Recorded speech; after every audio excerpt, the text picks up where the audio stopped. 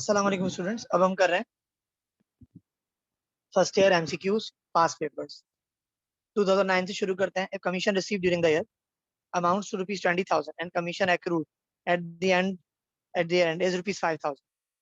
What is the amount of commission for the year?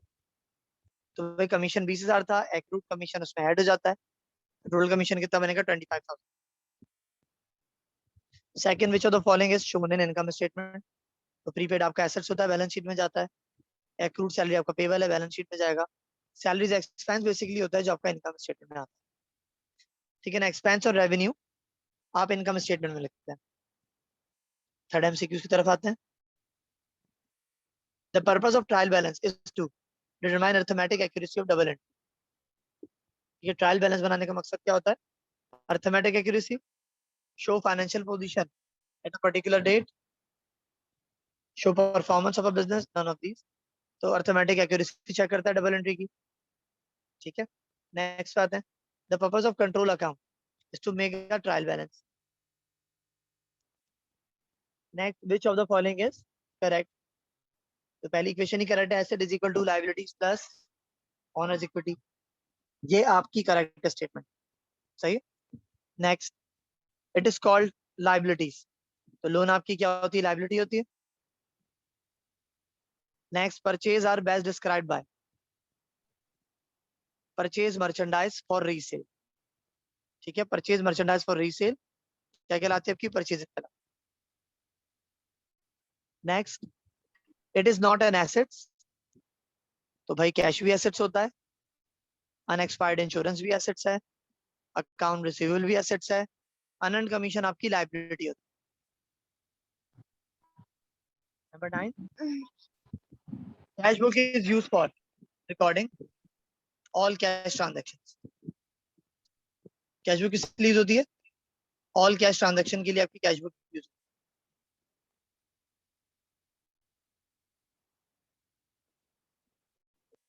Sales journal is used for recording sale of merchandise on credit.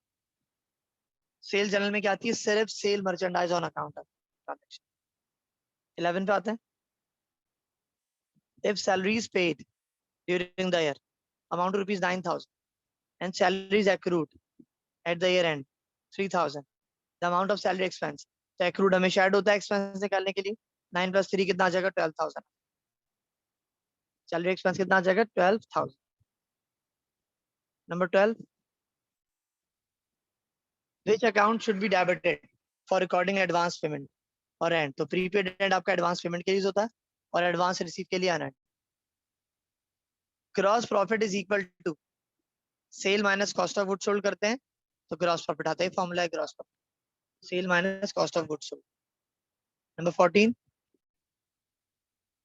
Posting means transferring an entry from a journal to ledger. Posting का मतलब क्या होता है? Entry को laser में transfer करना, क्या कहलाता है? Posting. Which of the following account normally has credit balance? तो परचेज डिस्काउंट का कौन सा बैलेंस आता है? क्रेडिट बैलेंस आता है। कैश भी डेबिट होता है, परचेज भी डेबिट होता है, इंश्योरेंस एक्सपेंस भी डेबिट होता है, लेकिन परचेज डिस्काउंट क्या होता है? Credit. Number 16, beginning inventory plus purchase minus ending inventory क्या जाती है हमारे पास? Cost of good sold. ये फॉर्मेट है कॉस्ट ऑफ गुड सोल्ड का। Opening plus purchase minus ending is equal to cost of good sold. Number 17, purchase journal is used to record purchase merchandise on credit. यानी आप उधार पे सामान खरीदते हैं, उसके लिए आपका परचेज जर्नल।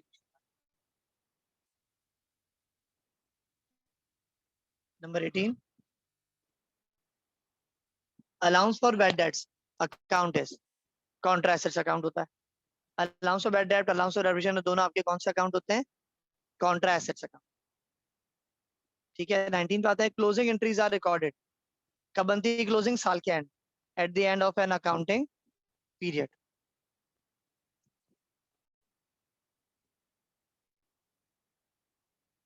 ओके, अब हम करते हैं 2010 पहली एंट्री। Sale is best described by sale of merchandise, merchandise बेचेंगे तो क्या वर्ड यूज होता है? सेल्स का वर्ड यूज होता है, चाहे कैश पे हो चाहे क्रेडिट पे। Sales journal is use for the recording of sale of merchandise on account, के लिए सेल्स जर्नल यूज होता है। This is not shown in income statement, तो इनकम स्टेटमेंट सारा एक्सपेंस और रेवेन्यू आते हैं, कैश नहीं आता। Allowance for depreciation account is counter assets account होता है। Number 5, this account is normally debit balance, कौन सा आता है? सेल्स रिटर्न का आपका डेबिट बैलेंस आता है। The following statement is correct, कौन सी है? प्रॉफिट इंक्रीज ऑनर्स इक्विटी, ये स्टेटमेंट करेक्ट है। ठीक है, प्रॉफिट डिक्रीज है नहीं, प्रॉफिट से ऑनर्स इक्विटी बढ़ती है। प्रॉफिट की लायबिलिटी का प्रॉफिट से कोई ताल्लुक नहीं होता।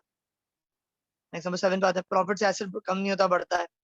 Cash book is use for recording all cash transactions, cash book में सारी कैश की एंट्रीज आती हैं, उधार की नहीं आती। Purchase of merchandise on account are recorded in purchase journal, सही है, परचेज जर्नल में सारी purchase merchandise on account. Direct deposit by customer is recorded by bank as credit in the customer's account, direct deposit by customer is recorded by bank as credited in the customer's account. Number 10, the act of recording a transaction in journal is called journalizing. Accrued income is income receivable कहलाती है।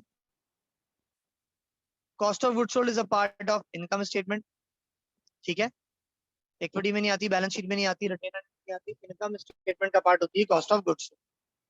फिर एक cash withdrawn bye proprietor for personal use is called drawing, ठीक है, personal use के लिए जो भी पैसा निकालोगे उसको क्या कहते हैं? ड्राइंग कहते हैं, चाहे किसी भी चीज के लिए क्यों ना निकालें। Number 14, it is always use while depositing money in bank account, तो क्या यूज होती है? पेइंग स्लिप यूज होती है, deposit money into the bank. 15, credit note issued is entered in cell return allowance journal में क्रेडिट नोट यूज होता है, और परचेज रिटर्न में डेबिट नोट यूज होता है। सही है, सेल रिटर्न के लिए क्या वर्ड यूज होता है? क्रेडिट नोट, और परचेज रिटर्न के लिए क्या यूज होता है? डेबिट नोट होता है। उसके बाद following batch describe a trial balance, list all balance of the ledger account. Financial position आपकी बैलेंस शीट शो करती है, ये क्या शो करता है? लिस्ट ऑल बैलेंस इन लेजर अकाउंट। नेक्स्ट पे आते हैं, the following statement is correct, कौन सी स्टेटमेंट करेक्ट है देखते हैं जरा। एसेट माइनस लायबिलिटी गलत है, एसेट माइनस कैपिटल ये भी गलत है, तो भाई एसेट्स प्लस लायबिलिटी कैपिटल ये गलत है, बाकी तीनों सही है। एसेट में से लायबिलिटी माइनस करो कैपिटल आता है, एसेट में से कैपिटल माइनस करो लायबिलिटी आती है, और तीसरी equation asset is equal to liabilities plus capital ये भी सही है। अब asset plus liabilities equal to capital, ये स्टेटमेंट आपकी रॉन्ग है। ठीक है, देखो असल इक्वेशन है asset is equal to liabilities plus capital, liability यहाँ प्लस है, वहां जाके क्या हो जाएगा? माइनस, ये माइनस हो रहा है, कैपिटल यहाँ प्लस है, वहां जाके माइनस हो जाएगा, ये भी करेक्ट है। लेकिन लायबिलिटी यहाँ भी प्लस है, वहां जाके ही प्लस हो जाए, ऐसा नहीं हो सकता, तो लास्ट इक्वेशन जो है वो गलत। 18 पे आते हैं, it is not an asset, तो भाई कैश भी एसेट्स है, नोट रिसीवेबल भी एसेट्स है, बिल्डिंग भी एसेट्स है, लेकिन अनएंड आपका लायबिलिटी होती है, करंट लायबिलिटी होती है अनएंड। ठीक है, अनएंड करंट लायबिलिटी है। नेक्स्ट पे आते हैं, इट इज कॉल्ड लायबिलिटी, तो नोट पेबल आपकी लायबिलिटी है। This is the set of current assets, cash plus building, building fixed assets है, cash plus loan, loan liability है, फर्नीचर आपका फिक्स एसेट्स है, कैश प्लस बैंक आपका current assets. 2011 regular पे आते हैं आप।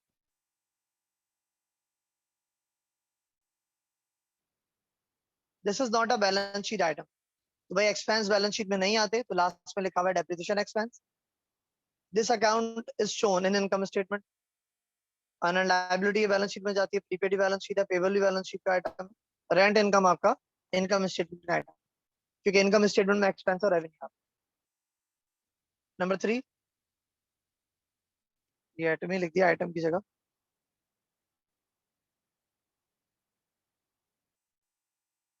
The item shown in both income statement and balance sheet is merchandise inventory closing, income statement में भी आती है, लेस होती है, और बैलेंस शीट में भी आती number 4, while calculating a gross profit, following account is irrelevant. तो भाई डिलीवरी एक्सपेंस ग्रॉस प्रॉफिट में नहीं आता, सेल में से कॉस्ट माइनस करते हैं, ग्रॉस प्रॉफिट आता है। ट्रांसपोर्टेशन, मर्चेंडाइज सब आपकी जो कॉस्ट ऑफ गुड्स में वो क्या नाम, ग्रॉस प्रॉफिट का item. Number 5, a transaction of cash deposited into bank will have this effect on accounting. Equation, a transaction of cash deposit to bank, cash bank में जमा हो रहा है, बैंक में ऐड हो रहा है, कैश से लेस हो रहा है, तो भाई अकाउंटिंग इक्वेशन पे कोई फर्क नहीं आएगा, तो क्या आएगा, नील लिखेंगे। Positive, negative, none of these, जी नहीं, नील इफेक्ट है जो आ रहा है, नन ऑफ दीज नहीं आ रहा। ठीक है, next, these accounts are affected by the transaction credit sale. वह अकाउंट रिसीवेबल और सेल्स क्या होते हैं, दोनों टाइटल इफेक्ट होते हैं किससे, क्रेडिट सेल से। रिसीवेबल डेबिट होता है, सेल्स क्रेडिट होता है। Number 7,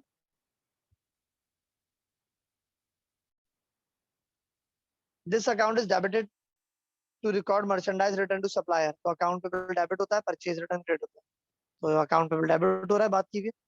number 8, these accounts are not debited in closing entry except, these accounts are not debited in a closing entry except sales। Sale debit होता है, बाकी सब आपके सेल रिटर्न आपका क्लोजिंग एंट्री में क्रेडिट होगा, परचेज भी क्रेडिट होगा, ट्रांसपोर्टेशन भी credit. The term revenue is best described as income from sale of merchandise or services, ये रेवेन्यू होता है।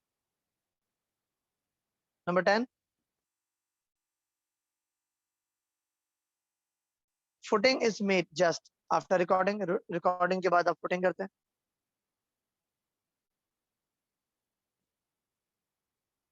An entry with more than one debit or more than one credit is called compound entry। एक से ज्यादा debit credit है उसको हम compound entry कहते हैं। 12 पे आते हैं sir.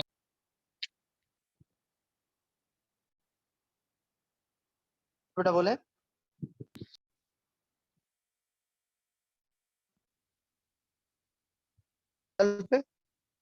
Cash book is use for recording cash receipt only, नहीं कैश पेमेंट भी आती है, कैश पेमेंट ओनली नहीं, रिसिप्ट भी आती है। कैश एंड क्रेडिट ट्रांजैक्शन का कोई ताल्लुक कैश बुक से नहीं होता, हाँ लेकिन कैश ट्रांजैक्शन का ताल्लुक कैश बुक से होता है। जितनी भी कैश ट्रांजैक्शन होती है सब किसमें आती है, कैश बुक में आती है। Contra entries are recorded on both side of a cash book. Contra entry cash book की दोनों साइड पे आती है, डेबिट में भी आती है और क्रेडिट में भी आती है। Number 14, the total amount of a schedule of customers should be the same as account receivable। से कस्टमर रिसीवेबल का एंडिंग बैलेंस और स्केड्यूल ऑफ कस्टमर का एंडिंग बैलेंस दोनों क्या आएंगे, सेम आएंगे account receivable. A note issued by customer when substandard goods are returned is called debit note।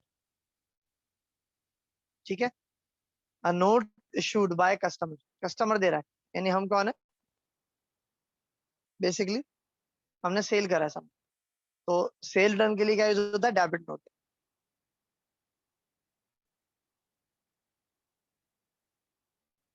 नहीं sorry, customer ने वापस किया, हम सप्लायर ने सेल की, सेल हाँ सही है, डेबिट नोट आएगा। Next, bank reconciliation statement is prepared at the end of every month, adjusting and closing entries are adjusting and closing entries are recorded in journal। adjusting closing journal होती है। each adjusting entry has an effect on income statement और balance sheet, बहुत दोनों में effect आ सकता है। Number 19, this is shown in current assets on balance sheet। भाई prepaid end आपका करंट एसेट्स होता है, बैलेंस शीट में शो होगा। this statement is not necessary prepared at the end of the financial year। कौन सी statement, bank reconciliation statement financial year end पे close नहीं होती। ठीक है जी।